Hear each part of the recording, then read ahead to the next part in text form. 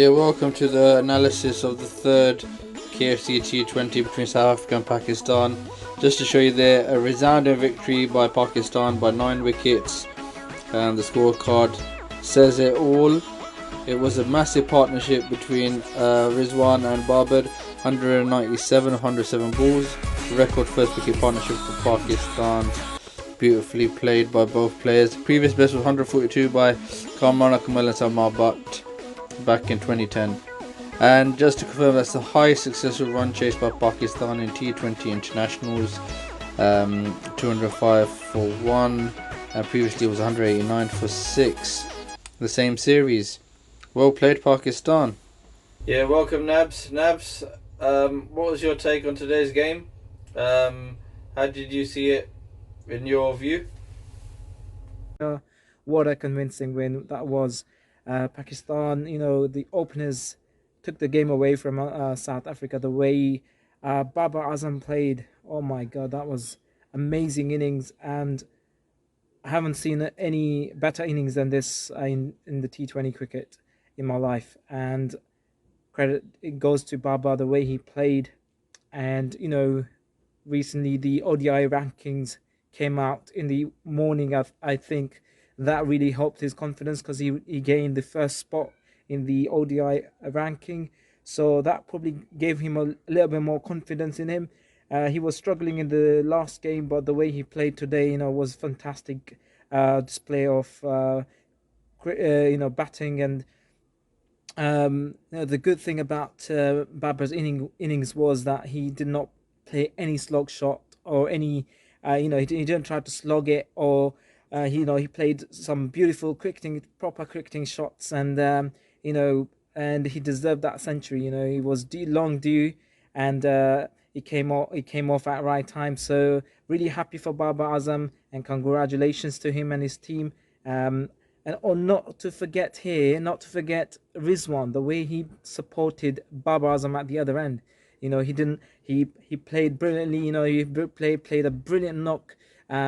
He was amazing as and deserves equal credit as Baba, because if you look at his innings, he was taking singles. His running between the wickets was excellent. He ran really hard between the wickets. Scoring ones and twos, and he kept the momentum going. And that really helped Baba to play and allowed Baba to play with freedom. And also Rizwan is not known for his hitting six ability, but in this match, he was, he hit some crucial boundaries, crucial sixes at the right time. So deserves all the applause as well. And the only concern that I have is the bowling department. We were not that great in the bowling department. Adam Markram and Janiman Milan. He played. They hammered us all over the park. We didn't have any clue against them, and it was lots of variations. We were bowling with lots of variation. I think we need to stick to the basics. If you're bowling at 145 kph, you should be bowling Yorkers, and here and there you can try a slow one, and we need to stick to basic. That's the message for the bowlers. For the next game, I don't think. I don't think there should be any. They should be making any changes. But if you have to make any changes, it has to be in the bowling department. I think you could rest Shaheen. I think he is looking really tired. Or you could bring in Usman Qadir back, because I think we needed a spinner today, another spinner. You've seen how Muhammad Nawaz bowled. He bowled really well. I thought, if Usman Qadir was playing, we would have more variety in the bowling department. So we could bring in a fast bowler, maybe Wasim or Arshad Khan in place of Shaheen, and we also can bring in Usman Qadir. And that will give us a nice balance in the bowling department. So really happy as a fan, and it was a must win for us. We are, the series is alive, and I'm really pumped for the third ODI. Over to you guys. Yeah, Mr. B, what were your thoughts on today's game, especially Barber's innings? I'd love to hear your thoughts. What do you reckon, Mr. B? Right, Oz. Yeah, what a victory! I think when we were sitting down and watching that game and how the South Africa innings was unfolding, you probably thought today's Rosa is going to be really, really long. Um, but I don't think anyone in the Pakistan team bowled particularly well, bad. The South African batsmen batted really, really well. You looked at that innings and you thought there were good length balls going to the boundary. There were Yorkers that were just getting edges and going to the boundary. There was some big hitting as well. I just when I was watching the South African innings unfold, I was thinking to myself, I'm making my tentative steps back to the cricket field on Saturday. And if there is a pitch that I want to bat on, that is the pitch that I want to bat on. And at 200 and to chase 204 off of 20 overs, you probably look at that and you think, you know what? Since the last showing of the Pakistan batting, you're probably going to be having an early night tonight. But as is Pakistan, when you least expect it, they come up trumps.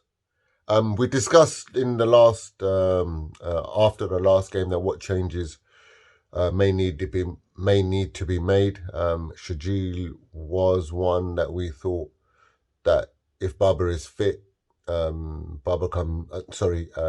Fakhar is fit, then Fakhar comes straight back in and Sajid loses out. And, that will obviously solidify the opening batting lineup. But Rizwan and Babar open the batting today. I certainly think that if the score wasn't 200 odd to chase, I don't think Babar would have offered himself as the opening batsman. I've been in that position. I've been, a captain of a team. There aren't many times that I would like to open. I would like to sort of come 3 and 4 and sort of, solidify the chase. But there are times where the run chase has been so huge and you have to be a leader. You have to lead by example. And I've offered myself. I believe that Babar has offered himself to open up and say, I'm the captain of this team and I'm going to take this game by the scruff of its neck and I'm going to win this game for Pakistan. And him and Rizwan did exactly that. And it wasn't just power hitting. It was pure, true sort of, conventional cricket shots, cover drives, playing the ball really late as well. Rizwan batted beautifully. And interesting for me as well was where the running between the wickets was amazing.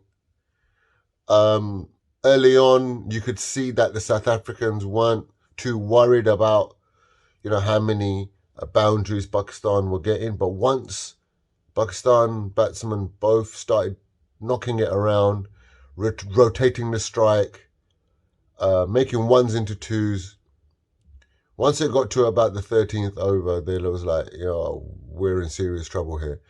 And their heads dropped. I mean, two things done Pakistan, South Africa today.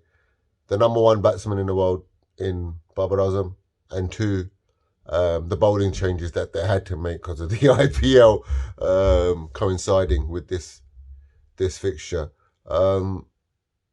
And that's it, really. You know, I mean, at the end of the day, if you come up against a performance like this against Pakistan, and you've got some new bowlers coming in, they're going to learn from it. They're going to have to learn from it in terms of what South Africa are going to be thinking about. It was just one of those wickets where, I mean, a right-hander probably could have batted left hand and still hit the boundaries. But we've got another match coming up now, and hopefully it'll be the same result. I don't know whether Pakistan will come out with the same performance, but I think I don't think there's any changes to be left. I think this team with this lineup gives a really, really good balance. Thank you, Mr. B, for those comments and analysis. Just going through the scorecard, South Africa on the 20 overs, batted first 203 for 5, Markram with 63, Milan 55, Van der Dusen 34, not out. Nawaz with 2 wickets for 38, Fahim 1 wicket for 37, Shaheen for 1 for 39. Pakistan 205 for 1, won by 9 wickets. Babar, the top scorer, 122, Rizwan 73, not out. Fakhr 8, not out.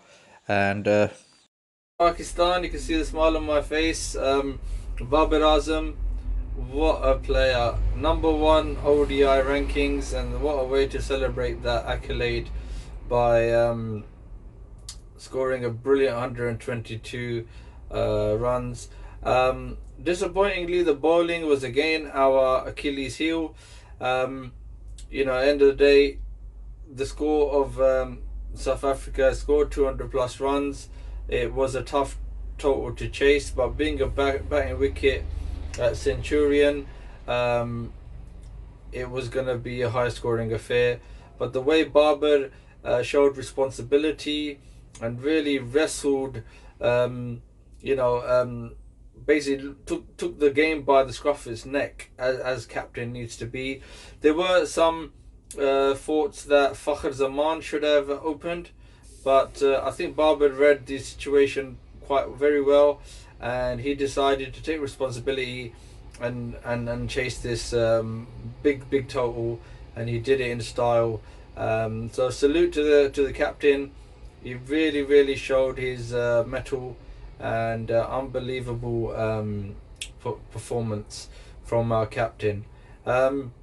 Just touching on the bowling, it was wayward. The openers of South Africa, Malan and Markram, really took them to the sword, and it could have been really big score, maybe 220.